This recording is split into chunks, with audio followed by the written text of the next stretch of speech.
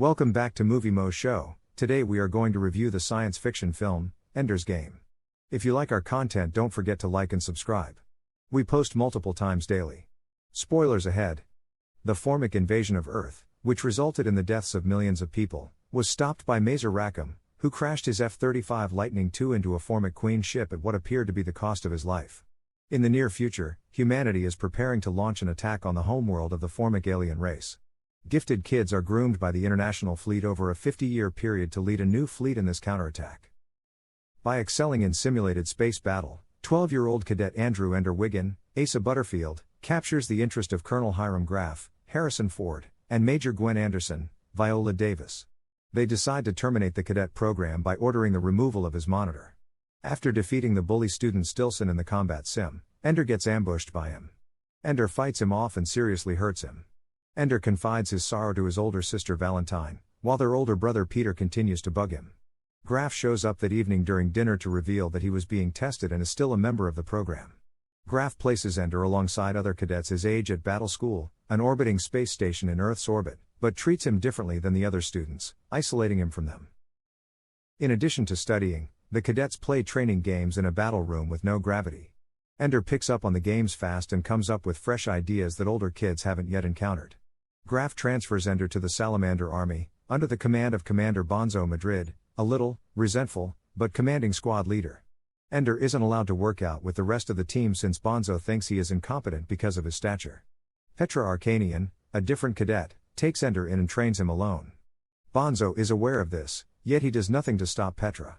Bonzo tells Ender to wait behind during one match as the Salamander Army confronts another team, but when Ender notices Petra in difficulty, he jumps to her defense and aids the Salamander Army in winning.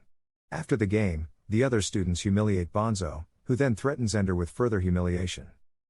In the meantime, Ender engages in a computerized mind game based in a fantastical universe that forces the user to make difficult decisions. In one instance, Ender develops a novel approach to solve a challenge that seemed insurmountable. Later on, a Formic appears in the game, followed by a simulated image of Valentine walking into a castle ruin. Prior reaching the game's conclusion, he discovers another image of Valentine inside, but as he approaches, it transforms into an image of Peter. Graff elevates Ender to his own squad, which is made up of fellow pupils who have earned Ender's respect. They are forced into battles that get harder and harder. In a game against two other teams, including Bonzo's team, Ender comes up with a creative plan to sacrifice a member of his team in order to score, impressing Graff. After the game, Bonzo approaches Ender in the restroom, but Ender fights back, and Bonzo is gravely hurt as a result. Ender is devastated by this and considers dropping out of Battle School, but Graff has Valentine speak to him and persuades him to stay. Graff transports Ender to humanity's forward base, which is located close to their homeworld on a formerly Formic planet. There, Ender meets Rackham, who describes how he recognized the Formic's common intelligence to halt the onslaught 50 years before. In computerized simulations of massive fleet conflict, Ender discovers that members of his old squad are also present to assist him. Rackham places particular focus on the fleet's molecular detachment, MD, device, which is capable of destroying matter. Anderson worries that they are pushing Ender too quickly because of how hard his training is, but Graff points out that they are out of time to find a replacement. Several of the fleet commanders are keeping an eye on Ender's final test. When the simulation begins, Ender discovers his fleet over the homeworld of the Formics and is utterly outnumbered. To defend the MD long enough to launch an attack on the homeworld, he commands the majority of his fleet to give their lives. The ensuing chain reaction burns the entire planet's surface, wiping out the entire population. Ender thinks the test is completed when the simulation ends, but the commanders restart the video screens, revealing that the Formic homeworld was indeed destroyed and that Ender had actually been in charge of the real fleet during this simulation. Ender is enraged because he feels responsible for the annihilation and believes that everyone will remember him as a killer, despite Graff's assurance that he would be remembered as a hero.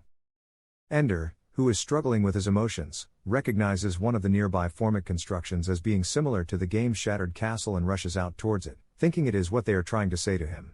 He comes upon a Formic queen who is on the verge of death as he proceeds along the road the game has laid out. Ender was responsible for the genocide of their race, but the queen forgives him since she understands that he only sought long-term peace. Later, the queen delivers Ender the egg that she had been guarding. After the conflict, Ender is granted a modest ship, a promotion to the rank of admiral, and is left on his own. He informs Valentine in a letter that he is leaving for the depths of space with the intention of using the queen egg to start a new Formic colony. Thank you for watching and don't forget to like and subscribe.